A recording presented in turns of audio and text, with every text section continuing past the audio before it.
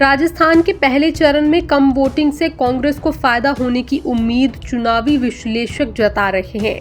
अब बारी अगले चरण की है। राजस्थान में दूसरे चरण में 13 लोकसभा सीटों पर 26 अप्रैल को मतदान होगा। मौसम विभाग ने अगले कुछ दिनों में पारा बढ़ने से तेज गर्मी पड़ने की संभावना जताई है। दूसरे चरण के मतदान की जो तारीख करीब आ रही है, वैसे वैसे तापमान भी लगातार बढ़ रहा है। प्रदेश का सियासी पारा भी तेजी से बढ़ रहा है। पूर्व मुख्यमंत्री वसुंधरा राजे के बेटे दुष्यंत सिंह की सीट झालावाड़ से आगे कहीं प्रचार करने को तैयार नहीं है। ये नाराजगी बीजेपी को भारी पड़ सकती है। तो दूसरी ओर पूर्व मुख्यमंत्री अशोक गहलोत जालौर से अपने बेटे को जिताने में लगे हुए हैं, लेकिन उनकी कोशिश जालौर से बाहर भी दिखाई देती है। यही फर्क राजस्थान में बीजेपी और कांग्रेस का है। लेकिन तेज गर्मी के बावजूद सियासी दलों के स्टार प्रचारकों ने जीत के लिए पूरी ताकत झोंक दी है। दूसरे चरण में 26 अप्रैल को होने वाले मतदान को लेकर पूरे देश की निगाहें पश्चिमी राजस्थान की बाड़मेर जैसलमेर लोकसभा सीट पर है। इस सीट पर कांग्रेस बीजेपी के साथ निर्दलीय प्रत्याशियों के मैदान में आने से यहां पर मुकाबला त्रिकोणीय हो चुका है। पश्चिमी राजस्थान की 3 लोकसभा सीटों पर क्या है सियासी समीकरण और कहां पर कौन सा मुद्दा है जो यहां की सियासत पर फर्क डाल सकता है।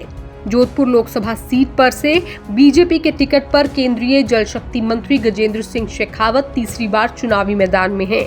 कांग्रेस ने शेखावत के सामने तीसरी बार उम्मीदवार बदलते हुए करण सिंह उचियारा को अपना उम्मीदवार बनाया है। इस बार लोकसभा सीट पर कांग्रेस और बीजेपी दोनों ने ही राजपूत उम्मीदवार पर विश्वास जताया। दोनों प्रत्याशियों के बीच कांटे की टक्कर मानी जा रही है। केंद्रीय जल शक्ति मंत्री गजेंद्र सिंह शेखावत के पक्ष में राजस्थान के मुख्यमंत्री भजन लाल शर्मा, उत्तर प्रदेश के मुख्यमंत्री योगी आदित्यनाथ सहित बीजेपी के बड़े स्टार प्रचारक सभा और रोड शो कर प्रचार करने पहुंच रहे हैं। इसके अलावा कांग्रेस प्रत्याशी करण सिंह के पक्ष में अभी तक कांग्रेस की तरफ कोई बड़ा नेता या स्टार प्रचारक सभा या रोड शो के लिए नहीं आया। जालौर सिरोही लोकसभा सीट से कांग्रेस पार्टी ने पूर्व मुख्यमंत्री अशोक गहलोत के बेटे वैभव गहलोत को अपना उम्मीदवार बनाया है। इससे पहले साल 2019 के लोकसभा चुनाव में वैभव गहलोत ने जोधपुर सीट से चुनाव लड़ा था। हालांकि तब उन्हें हार का सामना करना पड़ा था। इस बार वैभव गहलोत सीट बदलकर जालौर सिरोही से किस्मत आजमा रहे हैं। यहां पर वैभव गहलोत का सीधा मुकाबला बीजेपी प्रत्याशी लुम्बाराम चौधरी से है। लुम्बाराम चौधरी की इमेज बीजेपी के एक जमीनी कार्यकर्ता की बताई जा रही है। वैभव गहलोत के समर्थन में कांग्रेस पार्टी की महासचिव प्रियंका गांधी ने सभा की थी। इसके अलावा पूर्व मुख्यमंत्री अशोक गहलोत और उनकी सरकार में रहे कई पूर्व मंत्रियों ने यहां पर प्रचार किया। बीजेपी प्रत्याशी लुम्बाराम चौधरी के पक्ष में प्रधानमंत्री नरेंद्र मोदी सभा करेंगे। जालौर सिरोही लोकसभा सीट पर कांग्रेस के कई दिग्गज नेताओं की साख दांव पर है।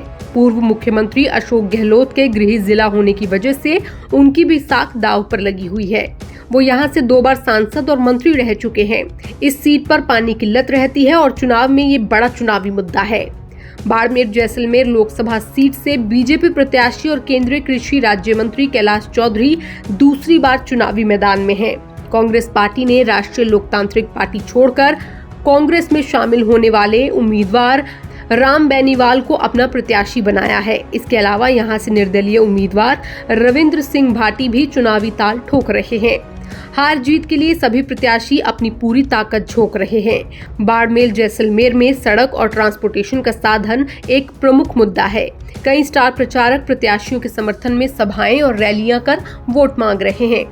बाड़मेर जैसलमेर लोकसभा सीट पर त्रिकोणीय मुकाबले को लेकर सियासी दल और उनके प्रत्याशी भी सशंकित हैं।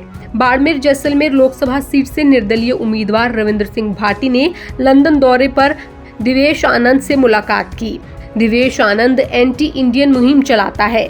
रविंद्र सिंह भाटी की दिवेश आनंद से मुलाकात विवादों के घेरे में आ गई।